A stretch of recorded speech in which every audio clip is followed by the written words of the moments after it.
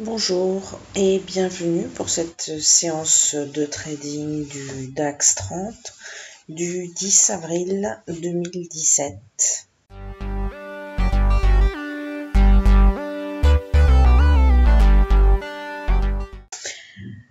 Donc la bourse vient d'ouvrir il y a quelques minutes. On peut voir à l'écran donc le pré-market a été relativement calme. Et on a simplement commencé à bouger environ 15 à 20 minutes avant l'ouverture. On voit un enchaînement de grosses bougies bleues donc, qui nous ont amené à toucher quasiment la résistance R1 journalière avant de redescendre et de venir se poser sur le niveau des 12 250 et nous sommes depuis un petit peu en dessous, entre 12 245 et 12 250. Le cours hésite un petit peu. Donc on va commencer cette session et je vais vous présenter tout d'abord mes deux stratégies de day trading de la matinée.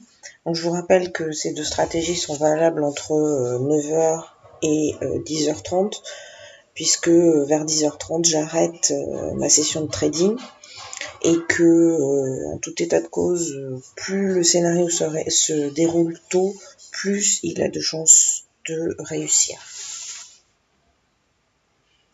Bien, donc le temps de remettre la main sur mes deux scénarios afin qu'on les regarde ensemble. Voilà. Donc, je vous ai mis à l'écran, capture d'écran de ce matin, c'était à 8h30 avant l'ouverture. C'était une capture, je crois que je l'ai mise sur mon compte Facebook du même nom. Et donc, vous irez voir, je crois que j'ai mis ça et que j'ai mis ma prise de position. Donc là, en fait, vous voyez deux flèches. Donc, c'est les deux scénarios que j'envisage pour ma matinée de trading. Donc le premier en vert, donc suppose que le cours descende jusqu'au pivot jour. À ce moment-là, sur le pivot jour, je ferai un achat sur 12 209 en vue de prendre une dizaine de points. Et je mettrai un stop également à 10 points, ça le placera tout petit chouïa en dessous de 12 200 et donc ça nous protège un petit peu si le cours malgré tout descend un peu en dessous du pivot jour. Le deuxième scénario qui est en rouge suppose que le cours monte jusqu'au R1 journalier à 12 272. Donc auquel cas je poserai un ordre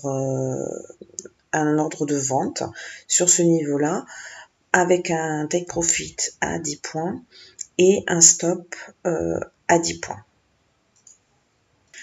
Donc voilà pour les deux scénarios day trading du jour. Donc s'ils se réalisent en séance, on en reparlera à ce moment-là. Bon, on va reprendre le cours de notre matinée de trading. Donc là, on est en train de casser doucement nos 12 240. On part à la baisse.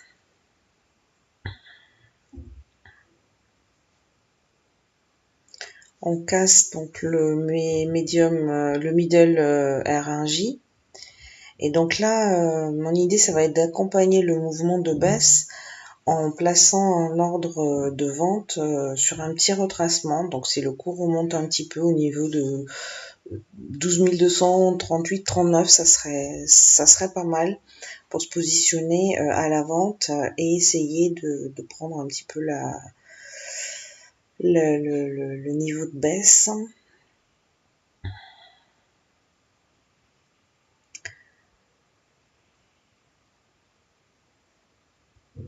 Donc là, on attend attend que le cours remonte un petit peu.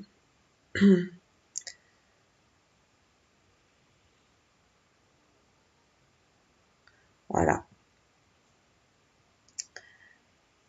Voilà, donc là on est rentré, on a retouché les 12 239 à la vente.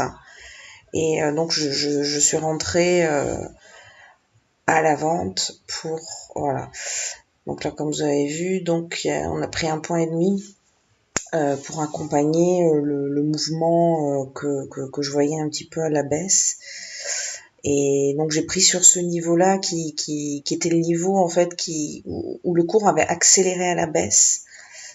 Donc j'ai pensé que c'était un endroit où il y avait des échanges entre vendeurs et acheteurs assez importants. Donc c'est toujours pas mal. Et on voit que on ralentit bien autour de ce niveau 39, 40. Vous voyez que le cours hésite pas mal. On pourra presque reprendre remettre un ordre de vente là, parce qu'on hésite beaucoup. Mais bon, on en a fait un, c'est déjà bien. J'aime pas trop prendre 2 fois sur le même niveau. Donc je trouve que le premier passage c'est jouable, on va dire, mais la deuxième fois ça l'est moins. Bon, là on prouve le contraire puisque le cours repart à la baisse. Mais bon, on va rester prudent. On se retrouve quelques minutes plus tard. Donc là, on voit que le cours est descendu, il a frôlé le niveau du pivot journalier. Donc on n'est pas encore entré en position, on attend de voir si le cours le touche pour rentrer en day trading, donc en long, donc un achat sur le pivot jour. Et j'envisage également de faire un scalping, c'est-à-dire un trade un peu sur les mêmes niveaux, même un petit peu en dessous. Donc là, on a touché le pivot jour, on rentre en day trading. Voilà. Et pour le scalp, je pense le prendre un tout petit peu plus bas.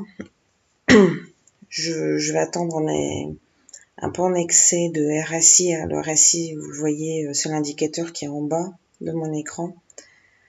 Donc je vais attendre qu'on repasse un peu plus haut, qu'on remonte en RSI pour acheter.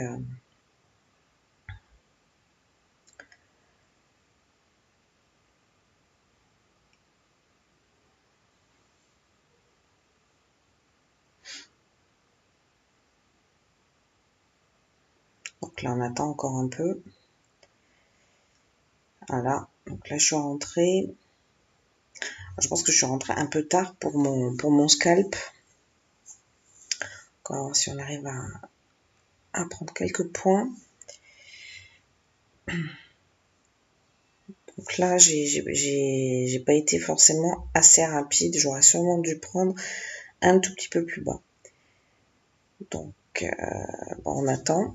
Donc j'ai un take profit à 2, un stop à 6. Vous voyez, en scalping, on prend moins. Les take profits sont plus bas qu'en day trading et les stops sont également plus courts.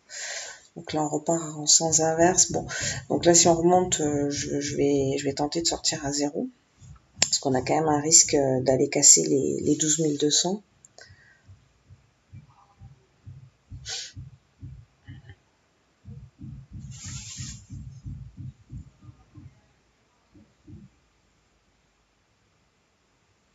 Bon, ça résiste plutôt bien. Le cours a l'air de se stabiliser par là.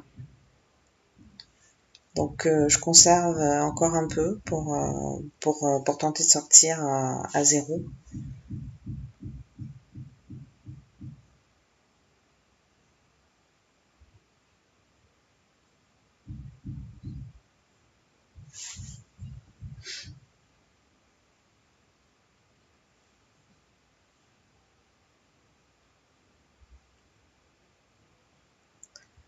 On voit là que le cours a nettement ralenti par rapport à la vitesse qu'il avait ce matin. Donc là, on est quand même dans une zone forte hésitation. Bon, il semble qu'on reparte un peu.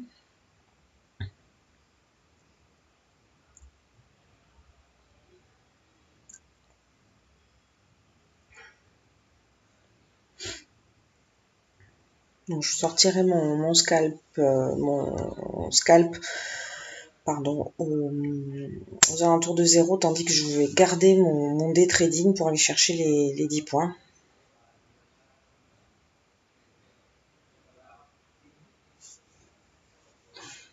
Voilà, donc là je suis sortie à moins 0,5.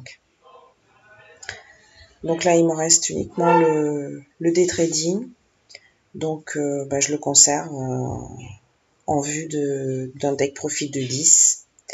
Donc il faudrait que le cours aille sur 12 220.